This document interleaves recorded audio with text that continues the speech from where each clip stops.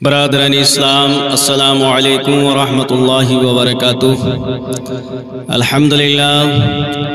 الحمدللہ نحمده ونستعینه ونستغفره ونؤمن به ونتوکل علیہ ونعوذ باللہ من شرور انفسنا ومن سیئات اعمالنا، من يهده اللہ فلا مضل له ومن يضلله فلا هادی له، ونشهد أن لا إله إلا الله وحده لا شريك له، ونشهد أن سيدنا ومولانا محمدا عبده ورسوله.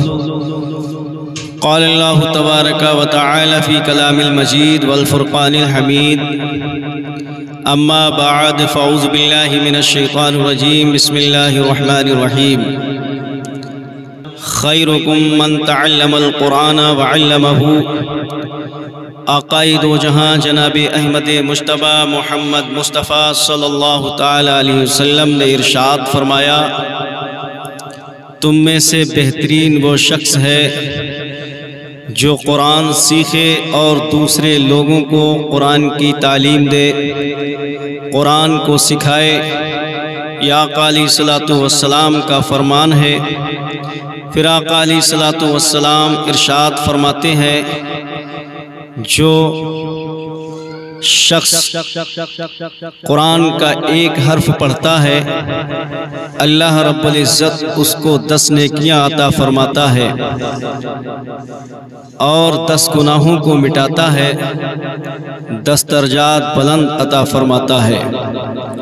قرآن کی تعلیم جس شخص کے اندر موجود ہے، آقا علیہ السلام ارشاد فرماتے ہیں کہ جس نے بھی قرآن کی ایک آیت کو اپنے سینے میں محفوظ کر لیا، وہ سینہ جہنم کی آگ سے محفوظ رہے گا۔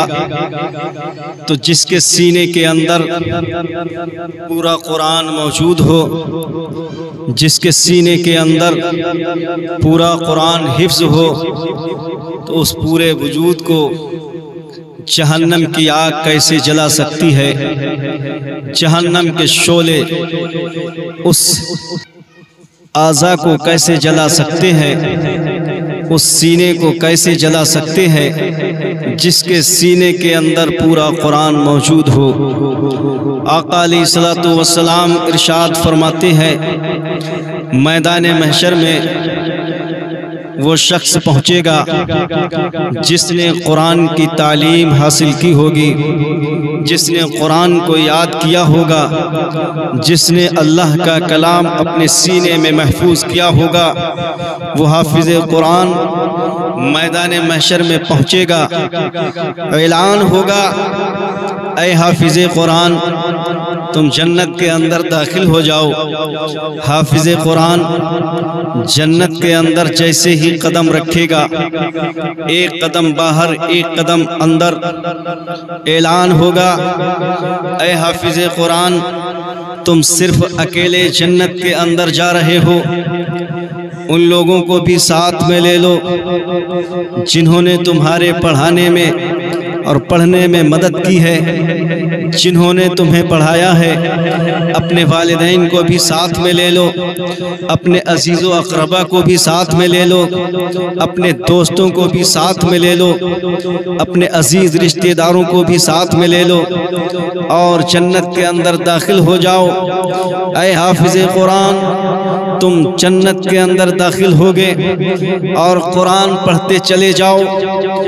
جتنی بھی آیتیں پڑھو گے، جہاں تک قرآن پڑھتے چلے جاؤ گے، اتنی جگہ جنت کی تمہارے نامہ اعمال میں لکھ دی جائے گی۔ اور قرآن کی عظمت اور قرآن کا عہدہ اور قرآن جس شخص نے حفظ کیا ہوگا، اس کا تو یہ عہدہ ہے، اللہ رب العزت اس کا اجر و ثواب دے رہا ہے۔ اور جن کی اولاد ہوگی، ان کے والدین کے سروں پر میدان محشر میں 14ویں رات کی چاند سے زیادہ چمکتا ہوا نورانی تاج رکھا ہوگا۔ ایسا چمک رہا ہوگا، ایسا دمک رہا ہوگا، لوگ حیرت سے تکیں گے اور سر اٹھا اٹھا کر دیکھ رہے ہوں گے آخرکار یہ کون سے بادشاہ ہیں جن کے سروں پر اتنا نورانی تاج رکھا ہوا ہے، یہ کون لوگ ہیں جن کے سروں پر نورانی تاج رکھا ہوا ہے۔ اعلان ہوگا کوئی ایسا شخص نہیں ہے، یہ کوئی بادشاہ نہیں ہے، یہ وہ لوگ ہیں جنہوں نے اپنی اولاد کو حافظ قرآن بنایا تھا، اللہ کا کلام اپنے بیٹے کو پڑھایا تھا، اللہ کا کلام اس نے اپنے سینے میں محفوظ کیا تھا۔ اللہ رب العزت نے اس قرآن کی برکت سے، اس قرآن کی عظمت سے یہ تحفہ دیا ہے کہ ان کے والدین کے سروں پر 14ویں رات کی چاند سے زیادہ چمکتا ہوا یہ تاج رکھا ہوا ہے۔ یہ قرآن کی عظمت ہے، یہ قرآن کی برکت ہے، یہ قرآن کا عہدہ ہے۔ جس شخص نے قرآن کو اپنے سینے سے لگایا، جس شخص نے قرآن کو اپنی زبان سے پڑھا، آقائے دو جہاں جناب احمد مجتبیٰ محمد مصطفیٰ صلی اللہ تعالی علیہ وسلم کا پیغام ہے، جس بندہ مومن نے جن ہاتھوں سے اپنے قرآن کو چھوا ہے، اللہ رب العزت ان کو تمام بیماریوں سے محفوظ رکھے گا۔ جس زبان سے اللہ کا کلام پڑھا گیا ہو، اللہ رب العزت اس کے گناہوں کو بھی مٹاتا ہے، اس کے درجات میں بلندیاں عطا فرماتا ہے، اور اس زبان کو اللہ رب العزت بیماریوں سے پاک رکھتا ہے۔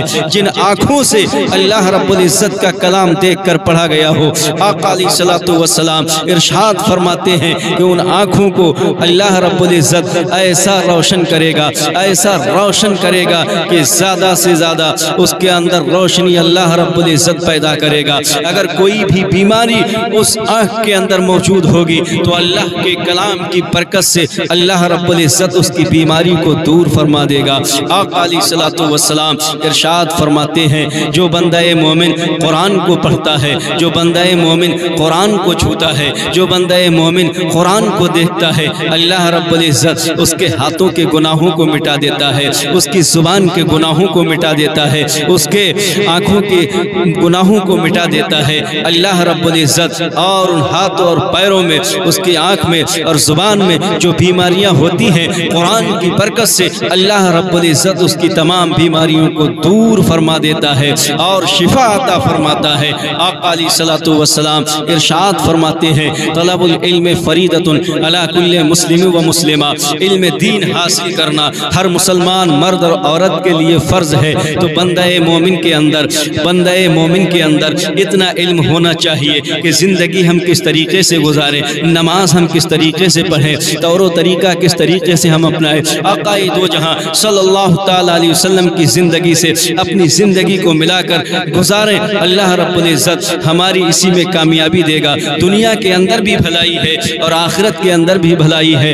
اللہ رب العزت ہم تمام دینی بھائیوں کو قرآن سیکھنے اور سکھانے، پڑھنے اور پڑھانے کی توفیق عطا فرمائے۔ استغفر اللہ ربی من کل ذنب واتوب الیہ، لا الہ الا اللہ محمد رسول اللہ صلی اللہ علیہ وسلم۔